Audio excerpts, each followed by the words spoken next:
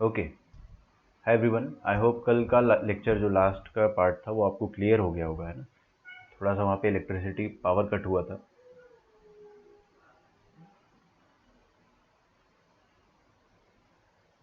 लिखिए integral part and fractional part.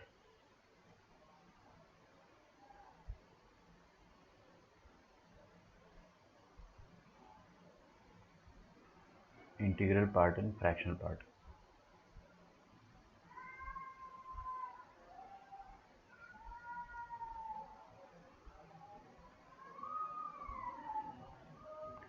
बेटे सागर, आप शांति से रखो, मल्टीनोमियल पढ़ें। अरे मैं आपको एकदम प्रॉपर सीक्वेंस से पढ़ाऊंगा ना।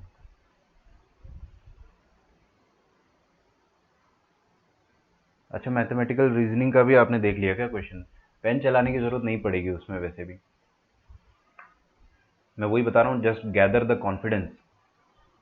ठीक है, कि आप लोग डेफिनेटली 150 नहीं यार, 150 तो आपके लिए बहुत कम पड़ेगा। 250 प्लस आराम से ला सकते हो, क्योंकि अपना जो मॉक पेपर होता है ना कोचिंग का, वो बहुत डिफिकल्ट होता है इसके कंपैरिजन में। हमारा मॉक टेस्ट जो होता है वो जेई से डिफिकल्टी होता है हमेशा। तो आप लोग अगर एक कॉन्फिडेंस ले आओगे तो मज़ा आ जाएगा। ठीक है, चलिए। Find the integral part of this number. इस नंबर का आपको इंटीग्रल पार्ट निकालना है। तो इसको कैसे करते हैं, इस क्वेश्चन को वो देखते हैं। ठीक है, विवेक भाई क्या पूछ रहे हैं? नहीं बैठे थे क्या? अरे भाई मैं बैठा था, मेरा हुआ भी था, है ना, ऐसा कुछ नहीं है। आप मेरे को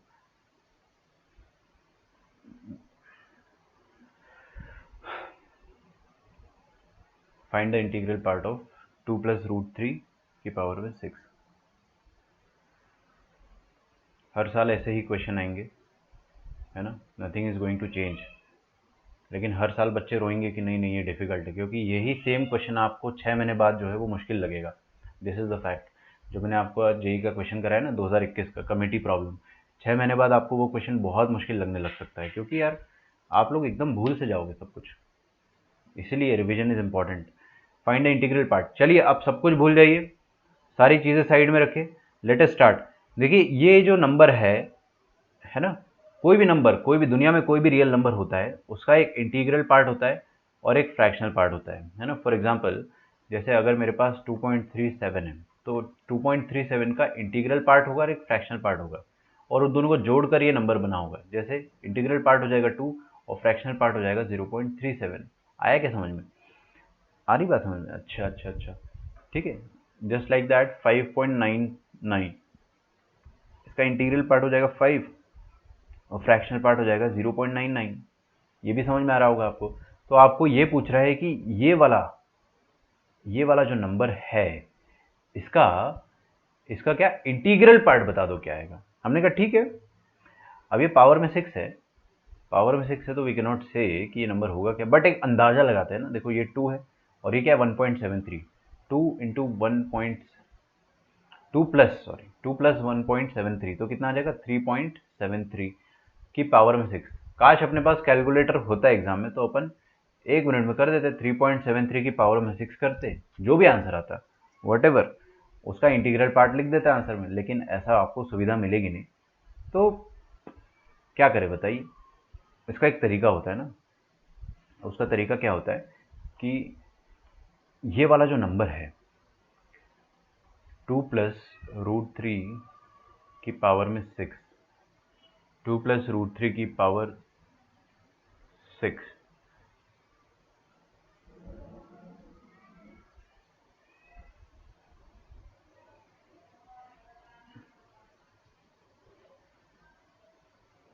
मैं आप लोगों के कमेंट पढ़ता हूँ और मेरा ध्यान भटक जाता है, पता नहीं। थोड़ा सा शांत तो रखे अपने आप को आप।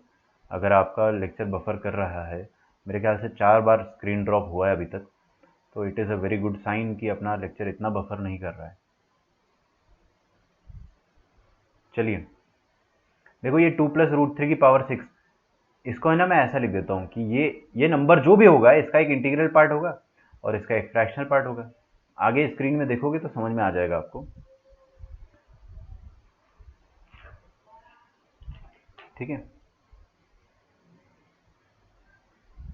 अच्छा इसको अपन एक्सपैंड कर सकते हैं। इसको एक्सपैंड कैसे करेंगे, 60 इंटू 2 की पावर में 6 - 0 और √3 की पावर में 0,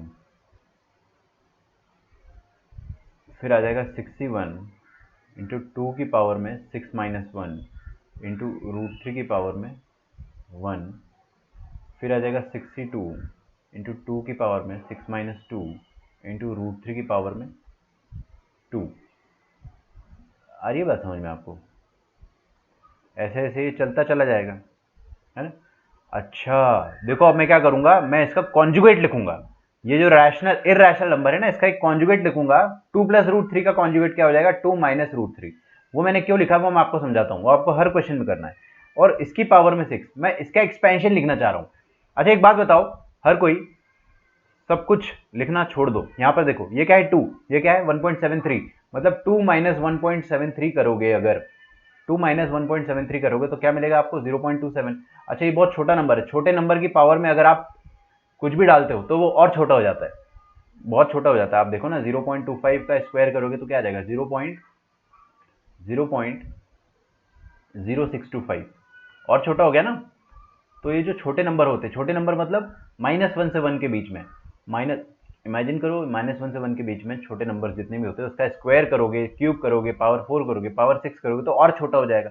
मतलब ये ऑलरेडी एक फ्रैक्शनल नंबर है, ये ऑलरेडी एक फ्रैक्शनल नंबर है 0.27। अगर मैं इसको पावर 6 करता हूँ तो ये फिर से एक फ्रैक्शनल नंबर ही बनेगा, f1।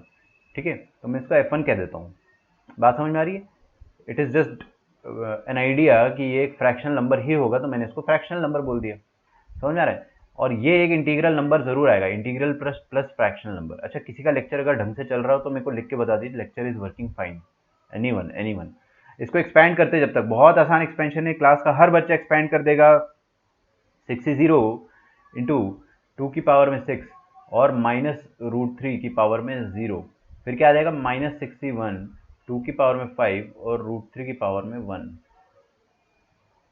प्लस 62 2 की पावर में 4 और √3, माइनस √3 की पावर में 2 आएगा, which is again not an issue, minus कुछ कुछ करके आएगा। दिख रहा है आपको? अब हम दोनों को जोड़ देंगे, दोनों को जोड़ेंगे तो LHS में क्या आ जाएगा? इस नंबर का जो भी इंटीग्रल पार्ट है वो, प्लस इसी नंबर का जो फ्रैक्शनल पार्ट है वो, प्लस नीचे वाले नंबर का वैल्यू। नीचे वाला नंबर तो खुद ही फ्रैक्शन है तो वो हो गई फ्रैक्शनल पार्ट। RHS में देखो देखो क्या आ जाएगा, ये 61 कट जाएगा, आगे 63 कटेगा, तो बचेगा कौन देखना आप? 2 टाइम्स 60 इंटू 2 की पावर में 6 √3 की पावर में 0, फिर 62 2 की पावर में 4 और √3 की पावर में 2। समझ गए ना? इवन वाले टर्म्स बच जाएंगे। 64 2 की पावर में 2 √3 की पावर में 4 प्लस 66 2 की पावर में 0 और √3 की पावर में 6, ये आ जाएगा। ठीक है, okay, lecture is working fine, thank you. अच्छा लगता है सुन के, क्योंकि यार मेरे को क्या, पढ़ाते वक्त बहुत चिंता होती है कि पता नहीं कैसा चल रहा होगा उस तरफ, तो क्या मैं थोड़ा सा रिलैक्स्ड वे में पढ़ा पाता हूँ अगर ढंग से चल रहा है तो। अच्छा एक बात बताऊँ मैं आपको, पक्का, कसम से, क्या बात कर रहे हो? चलो बता ही देता हूँ। एक बात देखो आप इधर, कि ये जो वैल्यू आएगा ये सारे इंटीजर्स आएंगे, सारे के सारे इंटीजर्स आएंगे। अगर आपको ये फील हो रहा है तो आप बहुत बहुत बहुत अच्छे इंसान हो, और नहीं फील हो रहा तो आपको जूते मार के फील करा सकता हूँ। अगर फील हो रहा है बाय चांस है ना किसी को, देखो 62 ये 15 होता है, 64 ये भी 15 होगा, 66 ये 1 होगा, और 60 ये भी 1 होगा। क्लियर है?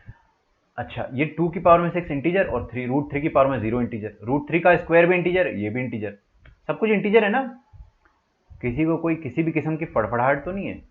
अच्छा तो 2 इंटू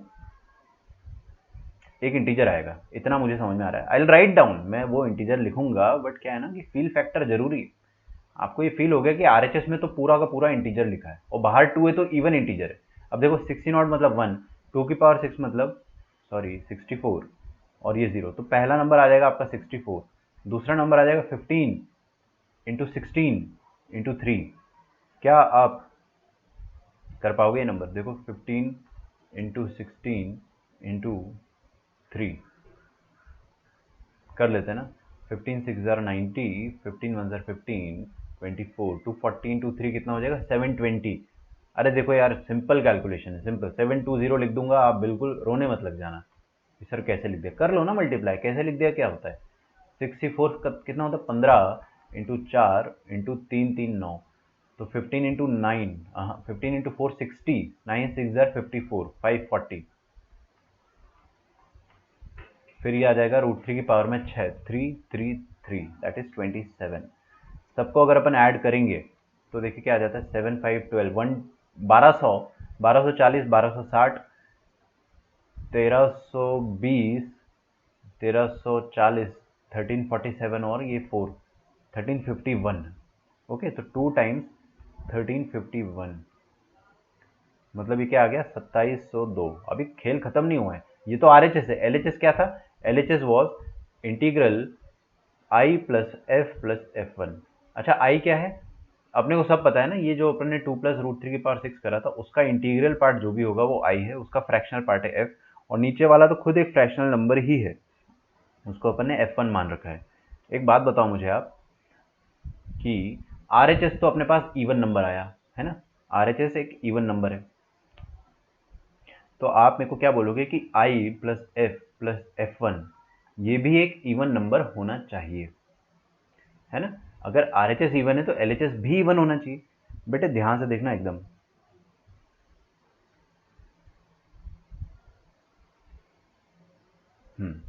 अब देखो RHS इंटीजर है, इवन इंटीजर है वो तो खैर अच्छी बात है, लेकिन इंटीजर है ना, तो LHS must also be N integer.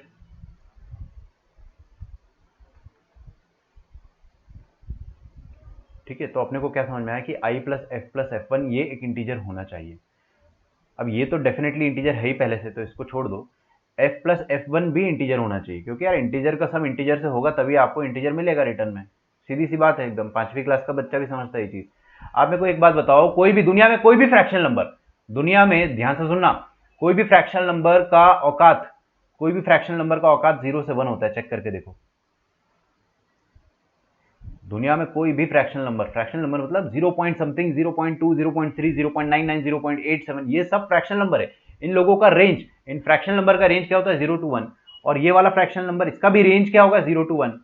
और अगर मैंने दोनों को जोड़ा है तो दोनों का कंबाइंड रेंज क्या हो जाएगा, दोनों का कंबाइंड रेंज, ध्यान से देखना, दोनों का मिनिमम वैल्यू का सम 0 + 0, दोनों का मैक्सिमम वैल्यू 1 और 1 का सम 2, ये होना चाहिए।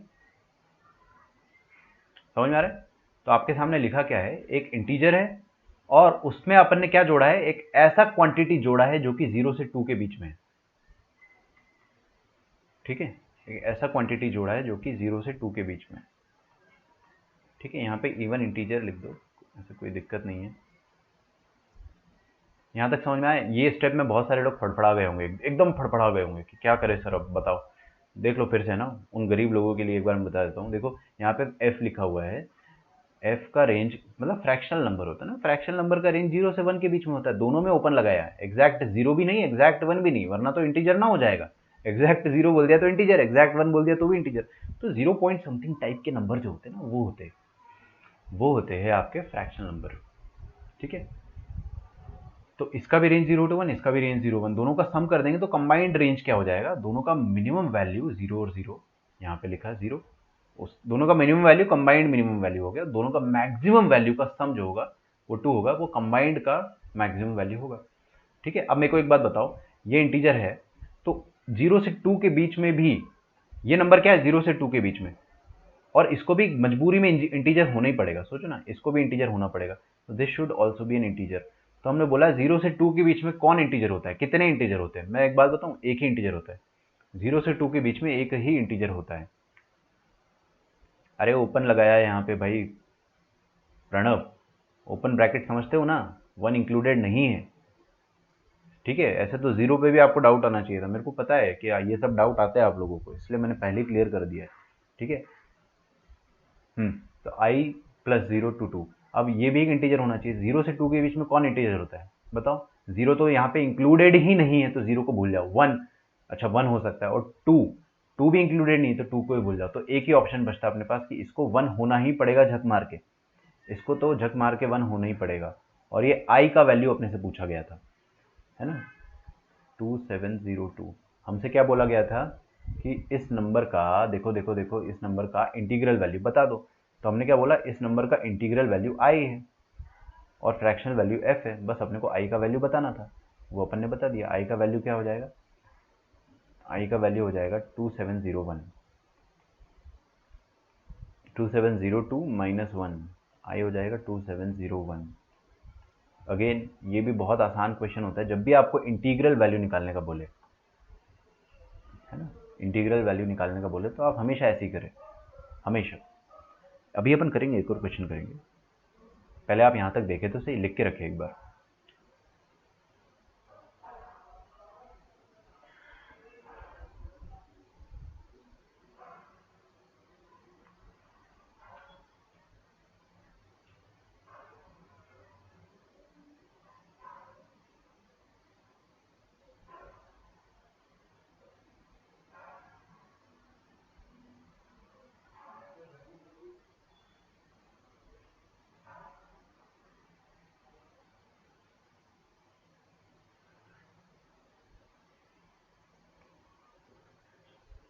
ठीक है,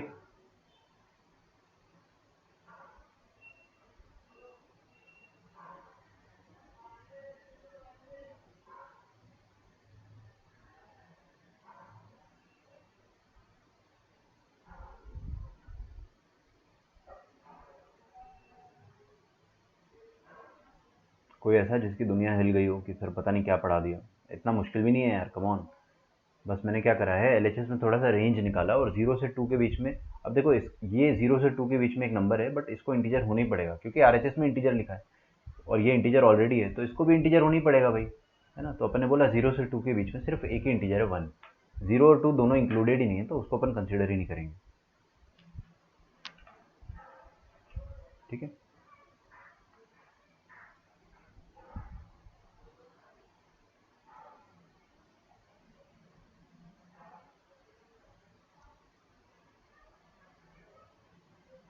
अरे यार आपका नेट बार बार जाएगा क्या। देखो उनका कॉमन रेंज निकाला मैंने 0 से 2, फिर मैंने बोला कि मैंने खैर समझा ही दिया अभी फिर से, लेकिन सुन लो कि आरएचएस में इंटीजर है तो एलएचएस भी पूरा इंटीजर होना चाहिए। इंटीजर कैसे आता है, जब दो इंटीजर ऐड होते हैं तभी इंटीजर आता है। तो ये इंटीजर है ना ऑलरेडी, एक आई तो इंटीजर है ही, वी ऑलरेडी अज्यूम्ड कि आई इंटीजर होगा स्टार्टिंग में। तो ये वाला 0 से 2 के रेंज में जो भी आंसर, जो भी नंबर आ रहा है आपका, वो भी इंटीजर होना ही चाहिए, क्योंकि integer plus integer, integer plus integer करेंगे तो ही तो इंटीजर आएगा। तो हमने बोला 0 से 2 के बीच में ज़रूर जो भी नंबर होगा वो इंटीजर होना चाहिए, और 0 से 2 के बीच में एक ही इंटीजर होता है, 1, 1 इज़ दी ओनली इंटीजर। ठीक है, अगला क्वेश्चन काफ़ी आसान है। Prove that integral part of the number, Monday से अपना लेक्चर 1.5 आवर्स का होगा, integral part of the number. और आप लोग मेंटली प्रिपेयर्ड रहे कि अपनी ऑनलाइन क्लास हो सकता है कि थोड़ा सा और एक्सटेंड हो या और ज़्यादा, वी कैन नॉट से। Prove that integral part of the number is an odd integer,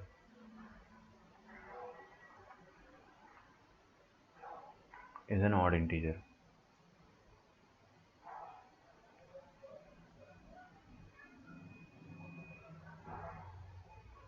हाँ सागर, हर बार यही करेंगे।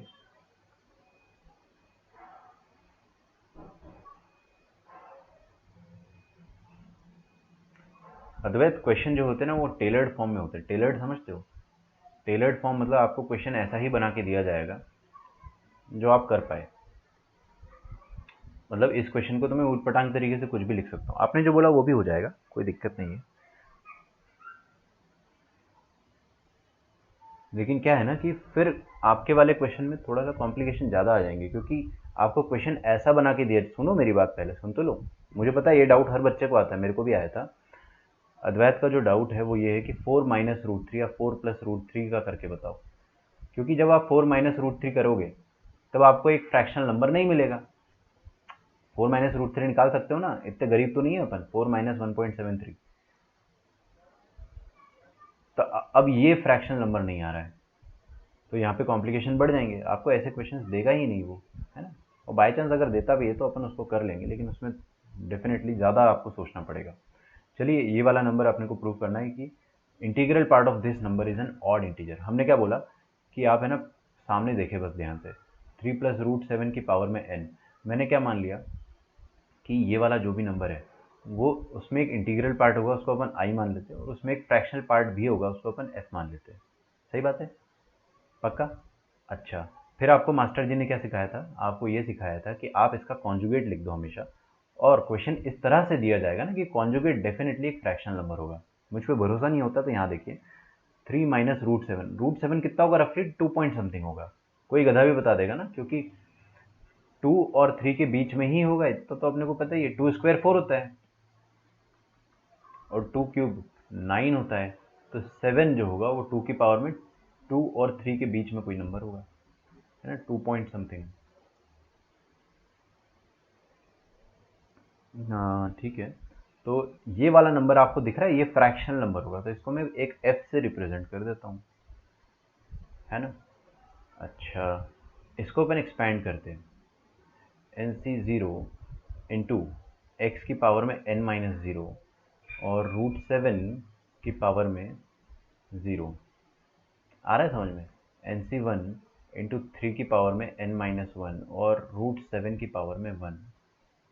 फिर आ जाएगा NC2 इंटू 3 की पावर में n-2 और √7 की पावर में 2, सो ऑन सो फोर्थ। यहाँ पर लिखेंगे अपन, ये क्या हो जाएगा? NC0 सेम चीज़ आएगी, बस क्या होगा ना, ऑड वाले टर्म के सामने माइनस आ जाएगा, तो उतने अपन बड़े हो गए कि यहाँ पर अपन अब घबराए ना। 3 की पावर में n-1 और √7 की पावर में 1। फिर आ जाएगा NC2 3 की पावर में n-2 और √7 की पावर में 2। अगला क्या आएगा? माइनस आएगा, है ना, डॉट डॉट डॉट। बस इसके बाद अपन समझदार है। Let us add. ऐड करने से क्या होता है ना, ऐड करने से शांति मिलती है। NC1 कटेगा, आगे NC3 रहा होगा, मैंने लिखा नहीं है बट वो भी कटेगा, तो बचेगा क्या आपके पास? 2 टाइम्स NC0 3 की पावर में, अच्छा सॉरी यहाँ पे n आएगा, है ना, गलती से मिस्टेक हो गया, 3 लिख दिया था मैंने। 3 की पावर में n, √7 की पावर में 0। अगला क्या आएगा? NC2 3 की पावर में n-2 और √7 की पावर में 2। फिर अगला एक और इवन वाला टर्म, ऐसे इवन वाले आते चले जाएंगे। अब अपने को n पता नहीं है क्या है, तो ज़रूरी नहीं कि अपन पूरा लिखे, बस 3 लिख देता हूँ मैं, फिर डॉट डॉट डॉट लगा दूंगा, √7 की पावर में 4। अच्छा, i plus f plus f1, ये हो जाएगा। हमने क्या बोला कि ये जो भी होते हैं ना नंबर्स, ये सारे इंटीजर होते हैं, दे आर ऑल इंटीजर्स। सोच के देखो आप, मैं आपको प्रीवियस क्वेश्चन में प्रूफ करके बता चुका हूँ, ये सारे के सारे इंटीजर होते हैं। तो जितने भी इंटीजर्स आ रहे हैं सबका एडिशन इंटीजर आएगा, बाहर एक 2 है जो उन सबको इवन बना देगा, है ना, इवन इंटीजर। ठीक है विवेक, यहीं पे डाउट आया था आपको, है ना, इसलिए मैं आपको फिर से समझा रहा हूँ। ठीक है, इवन इंटीजर को क्या आप 2n लिख सकते हो? अब n मत यूज करना, क्योंकि n we have already used in index. तो मैं क्या लिखूँ बताओ? ABCDEFGHIJKL, के लिख देता हूँ ना, के, 2k टाइप का नंबर होगा ये। सही बात है ना, 2k टाइप का नंबर होगा, where k is an integer. अगर आपको लिखना है तो ऐसे लिखे, आपको कोई दिक्कत नहीं है। अब देखो क्या होगा, RHS में अगर इवन इंटीजर है तो LHS में भी इवन इंटीजर होना चाहिए, है ना। तो सबसे बड़ी बात यहाँ पर इंटीजर की है, तो RHS में अगर इंटीजर है तो LHS में भी इंटीजर होना चाहिए, और ये इंटीजर तो है ही पहले से, तो इसको भी मजबूरी में इंटीजर बनना पड़ेगा। पक्का? f मतलब क्या होता है? Fractional part. फ्रैक्शनल पार्ट का रेंज होता है 0 से 1। f1 ये भी फ्रैक्शनल पार्ट है, इसका रेंज हो जाएगा 0 से 1। हमको नहीं पता है कि एग्जैक्टली क्या है, बट ये 0 से 1 के बीच में कुछ ना कुछ होगा। समझ में आ रहा है? जो भी होगा 0 से 1 के बीच में होगा। अच्छा, कंबाइंड रेंज क्या हो जाएगा? 0, मिनिमम वैल्यू देखा ना आपने, 0 और 0 कंबाइंड, और मैक्सिमम वैल्यू क्या है? 1 1 दोनों का कंबाइंड 2 हो जाएगा, और ये हो जाएगा i। क्या सर हर बार ऐसे ही होगा? जी बिल्कुल, हर बार ऐसे ही होगा, है ना, इसलिए पार्ट बहुत आसान होते हैं। ये 2k लिखा है, where k is some integer, यहाँ लिख लेना, where k is some integer. Okay, तो अब बताओ, ये इंटीजर तो LHS में भी ये पूरा इंटीजर होना चाहिए, और पूरा इंटीजर के लिए देखो ये तो इंटीजर है ही, तो इसको भी झक मार के इंटीजर बनना पड़ेगा, और 0 से 2 के बीच में बस एक ही ऑप्शन बचता है अपने पास 1, तो इसको 1 होना ही पड़ेगा, और कोई ऑप्शन है ही नहीं, और डेफिनेटली डेफिनेटली ये 1 होगा।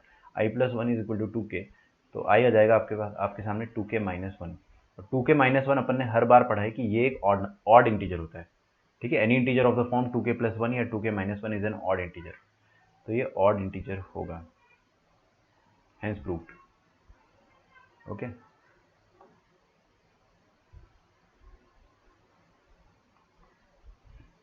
चलिए अब जो आप लोग डाउट पूछ रहे थे, 17 3 से कितना होता है 51। देखो क्वेश्चन हमेशा टेलर्ड फॉर्म में ही रहेंगे आपको, है ना। क्वेश्चन ऐसा नहीं बनाएगा वो, क्वेश्चन ऐसा नहीं बनाएगा कि यहाँ पर आपको फ्रैक्शनल नंबर दोबारा ना मिले, ठीक है। ऐसा नहीं कि अपन उसको सॉल्व नहीं कर सकते, डेफिनेटली कर सकते, कोई बहुत बड़ी बात नहीं है, बट आपको उस उतनी दूर तक वो पहुँचाएगा ही नहीं। अगर आपके बेसिक्स क्लियर है तो आप वो वाला क्वेश्चन भी सॉल्व कर लोगे, लेकिन अभी फिलहाल अपन एक थोड़ा सा और इसका कॉम्प्लेक्स वर्जन लेते हैं। Show that the integral part of 5 plus 3 root 3 raised to the power 2n plus 1 is even.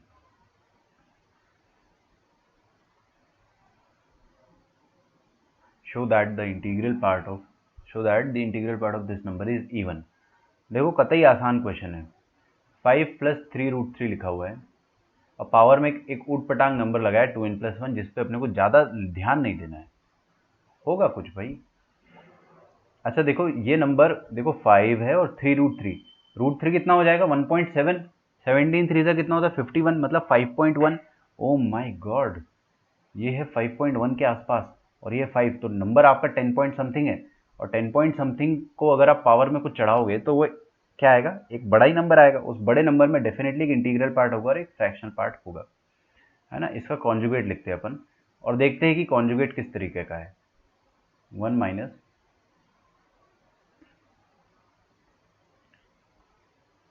5 minus 3 root 3, इसका कॉन्जुगेट लिखा मैंने। Okay wait a second, buffering तो देखो 7 बार हुआ है frame drop, but 7 is a very very small number, अपने record के हिसाब से काफ़ी छोटा नंबर है। अच्छा ये बताओ 5 यहाँ पे 1.7 है ना, ये रूट 3 इंटू 3 करेंगे तो 17 3 से कितना होता है 15 पॉइंट, सॉरी यार 17 3 से 51, तो 5 माइनस 5.1,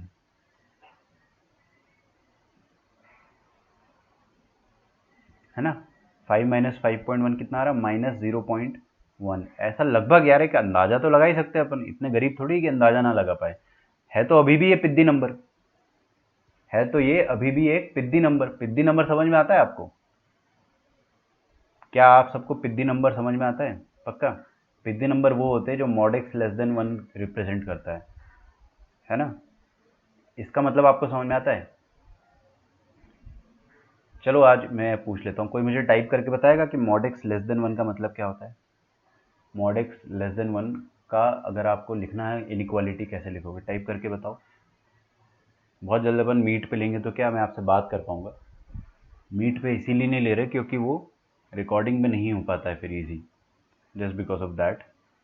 तो ये एक आएगा तो फ्रैक्शनल नंबर 0.1 एक छोटा नंबर है, उसकी पावर में आपने कुछ भी डाला तो और छोटा ही होगा ना, बड़ा थोड़ी होगा, तो इसको आप फ्रैक्शनल बोल दो, जबकि नेगेटिव फ्रैक्शनल नंबर होगा क्योंकि ऊपर ऑड लगा हुआ है। ऊपर ऑड है तो ये नेगेटिव फ्रैक्शनल नंबर होगा। मैं यहाँ पे माइनस F1 लिख दूंगा तो रोने तो नहीं लग जाओगे? पक्का?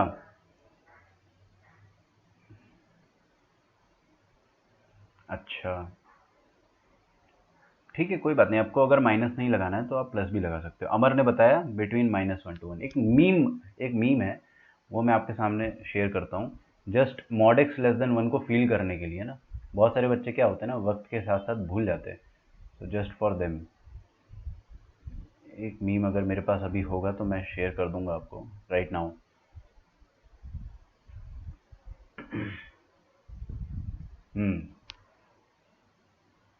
दिख रहा है आपको ये मीम? थोड़ा सा इसको समझने की कोशिश करो। मॉड एक्स लेस देन 1 का मतलब क्या होता है, x माइनस 1 से 1। इसका मतलब ये हो गया कि भाई basically I am very small. ठीक है, इसकी आवाज़ अगर आप सुनोगे तो basically I am very small, ऐसी आवाज़ आएगी। समझ में आ रहा है? तो अगर मॉड एक्स लेस देन 1 दिया जाए, इसका मतलब नंबर आपका जो है वो पिद्दी नंबर है, और पिद्दी नंबर की पावर में अगर अपन कोई भी नंबर चढ़ाते हैं तो वो और पिद्दी होता चला जाता है। ठीक है, चलिए आगे बढ़ते हैं।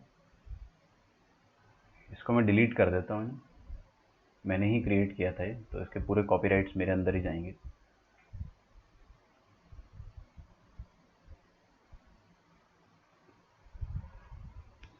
आगे बढ़ते हैं। देखिए भाई, ये एक पिद्दी नंबर है, इसको मैंने F1 बोल दिया। आपके दिमाग में ये चीज़ होनी चाहिए कि एक नेगेटिव फ्रैक्शनल नंबर है ना? अच्छा अच्छा अच्छा।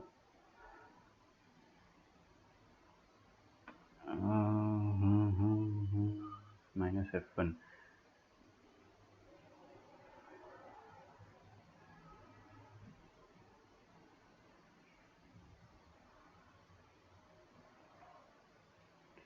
तो इसको अपन खोलते, देखो 2n+1 C0। मेरे को पता है आपके दिमाग में तमाम डाउट्स आएंगे अभी, बट है ना, उनको आप साइड में रखें।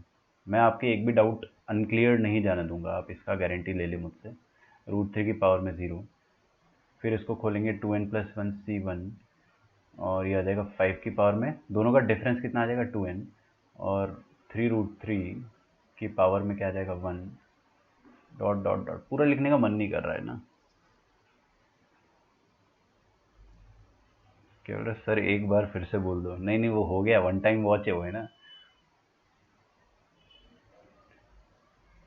5 की पावर में 2n+1, 3√3 की पावर में 0, माइनस 2n+1 C1, यहाँ पे आ जाएगा फिर से वही 5 की पावर 2n, 3√3 की पावर में 1, है ना। अच्छा अद्वैत, आपने कुछ बहुत बड़ा लिखा था, है ना, बहुत बड़ा पैराग्राफ आपने लिखा है। अभी एक पॉजिटिव फ्रैक्शन और एक नेगेटिव को कंबाइन करेंगे, रेंज इंटीजर। हाँ हाँ हाँ, बहुत सही बहुत सही है, आपने एकदम करेक्ट आंसर लिख दिया इसका। देखो दोनों को जोड़ दो, 1 plus fractional part of x, और ये minus fractional part of x, जो भी आएगा उसका नेगेटिव आएगा, है ना। नेगेटिव फ्रैक्शनल का रेंज क्या होता है वो अपन देखेंगे अभी। दो तरह के फ्रैक्शनल होते हैं। अभी जो छोटा सा पपी इंटरव्यू दे रहा था ना, उसमें दो तरह के फ्रैक्शनल नंबर थे। चलो इनको जोड़ा मैंने, तो कौन कौन कटा, ये कटा, तो जितने भी ऑड है सब कट जाएंगे। तो आपके सामने RHS में तो हमेशा एक इवन नंबर आएगा, है ना। 2n+1 C0 ब्लर ब्लर, पूरा लिखने का मन थोड़ी कर रहा अपने का यार, क्योंकि अपना बिना लिखे काम हो जाएगा। ये इवन नंबर है। अच्छा, अगर RHS इवन है तो LHS को भी इवन होना पड़ेगा, है ना। शांति बेटे शांति। अगर LHS को इवन होना पड़ेगा तो ये तो इंटीजर है ही, है ना, इसको भी मजबूरी में इंटीजर बनना पड़ेगा।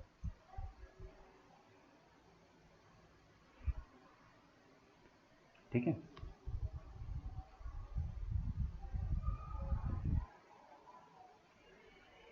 अच्छा ये देखो क्या लिखा है, +-F1, ऐसा है ना।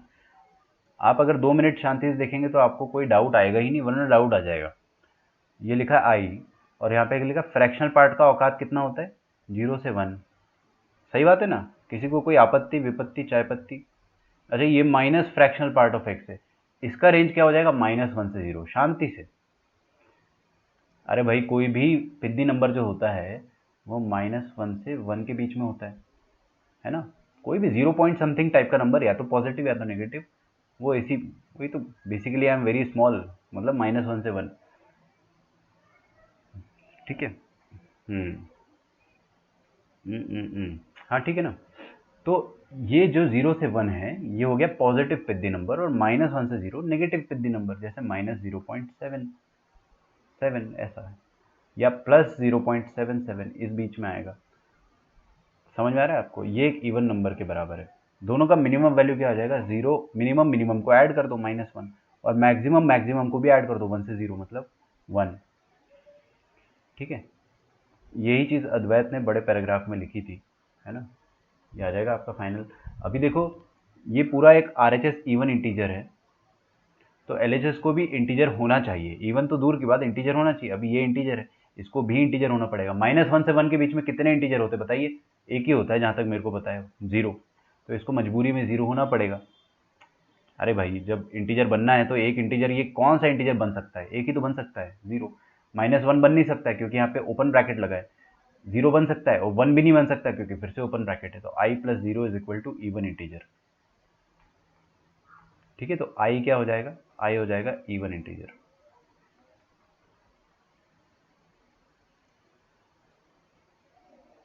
ठीक है, वही प्रूफ करना था, integral part is an even integer.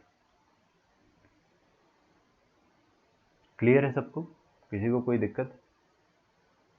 देखो अपन शांति से सॉल्व कर रहे हैं, धीरे धीरे।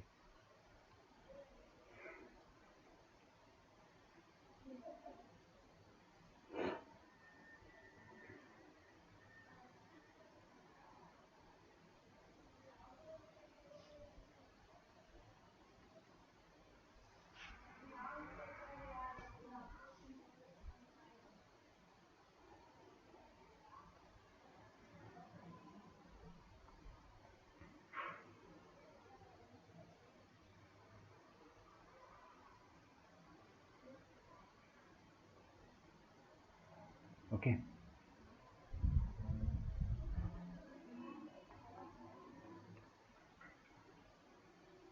एक क्वेश्चन में दूंगा, that will be a chocolate problem, है ना। एक और चॉकलेट प्रॉब्लम रहा था अपना ऑनलाइन में, पता नहीं किसका था, मैं तो भूल गया। मैंने प्रॉमिस किया था कि जैसे ही ऑफलाइन चालू हो गया।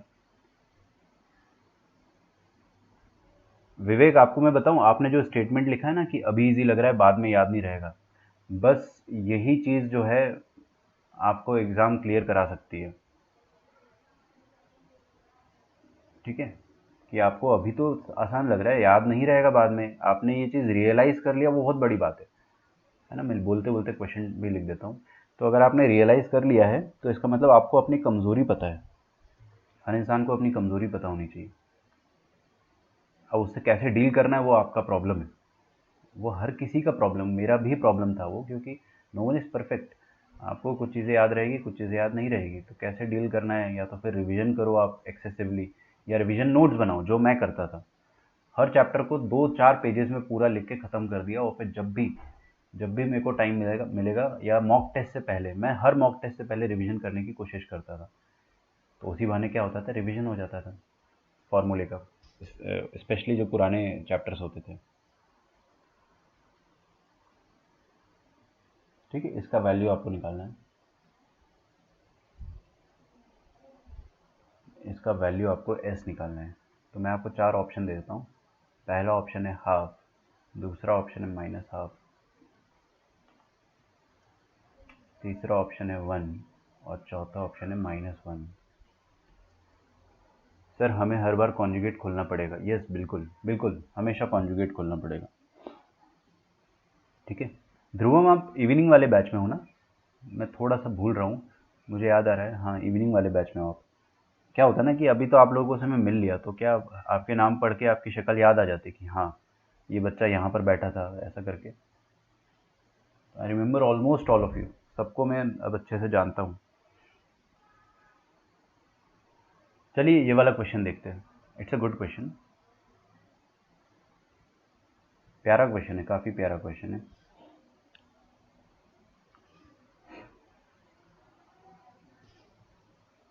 अच्छा, एक चॉकलेट, ये चॉकलेट प्रॉब्लम नहीं है ना? ना ना, वैसे तो ये भी अच्छा क्वेश्चन है, मैं इसमें भी चॉकलेट दे सकता हूँ।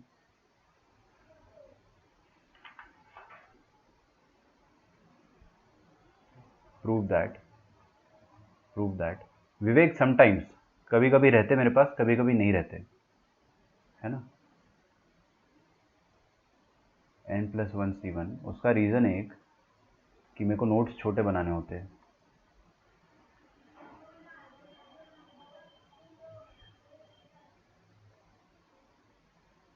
n+R CR, n+R-1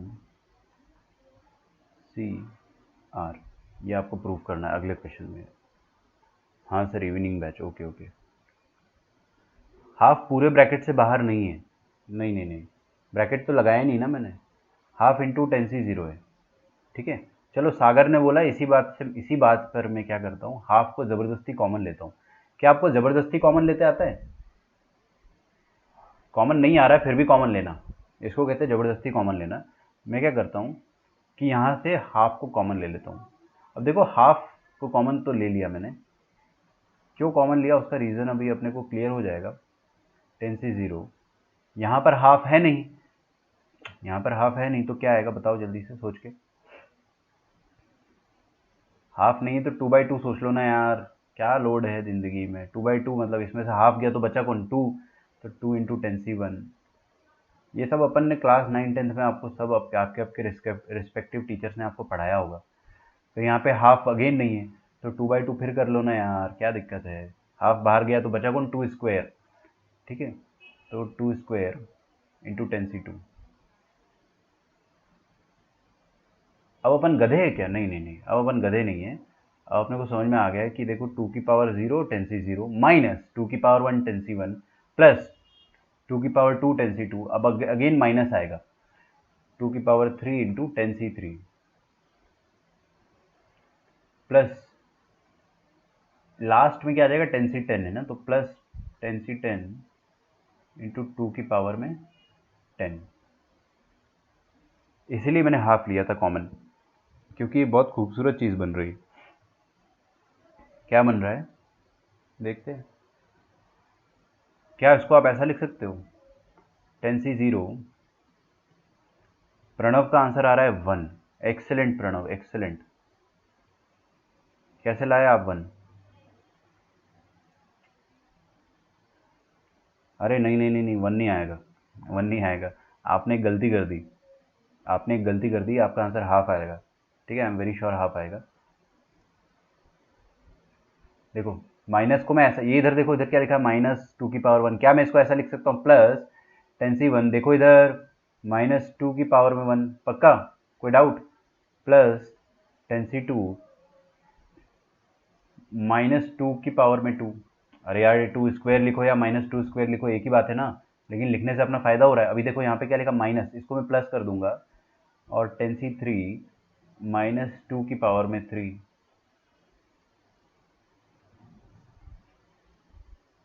10c10 -2 की पावर 10।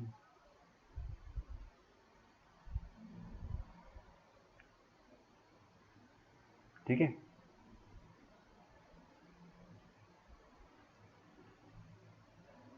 एक बात बताओ मुझे, क्या ये कोई एक्सपेंशन के जैसा दिख रहा है? यस बिल्कुल दिख रहा है, बिल्कुल। प्रणव कह रहा है 1 आ रहा है। नहीं, मेरे को भी लगा था 1 आएगा, जैसे इसका आंसर नहीं है मेरे पास, बट बाहर वाला हाफ जो है ना उसको आप भूल रहे हो। ये क्या है, ये कोई एक्सपेंशन है। थोड़ा सा दिमाग लगाएंगे अगर अपने को तो पता चलेगा। 10c0 2 की पावर, अच्छा -2 की पावर में 0, 10c1 -2 की पावर 1, 10c2 -2 की पावर 2। ये 1 + x की पावर का एक्सपेंशन होता है। यहाँ पे 1 + -2 की पावर 10 का एक्सपेंशन लिखा हुआ है। थोड़ा सा दिमाग लगाओगे चमक जाएगा, नहीं लगाओगे नहीं चमकेगा। दिमाग तो लगाना ही पड़ेगा भाई, है ना, जेई क्लियर करना है अपने को। तो क्या लिखा है, 1 + -2 की पावर 10 का एक्सपेंशन लिखा हुआ है यहाँ पे, ये पूरा एक्सपेंशन लिखा हुआ है यहाँ पे।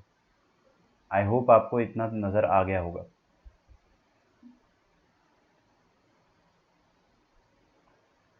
तो आप क्या बोल दोगे, 1 + -2 की पावर 10। और 1 + -2 होता क्या है, खूबसूरत नंबर ही तो होता है, कर लो ना तुरंत। 1 + -2 इज -1, और -1 की पावर में 10 करोगे तो कितना आएगा, +1 आएगा, और हाफ बाहर है। ठीक है, तो मेरे को लगता है प्रणव आपने वो 1 तो निकाल लिया होगा, बाहर का हाफ मिस कर दिया होगा। ठीक है, फर्स्ट साइट में मुझे भी लगा था आंसर 1 आएगा, बट आंसर हाफ आएगा। चेक करो।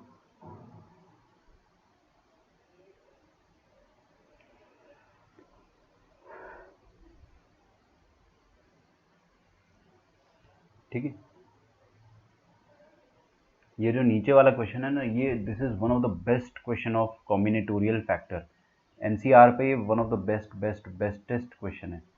This is very very very nice question. ठीक है, आपको ये प्रूव करना है और कोशिश करना कि आप इसको सॉल्व करें।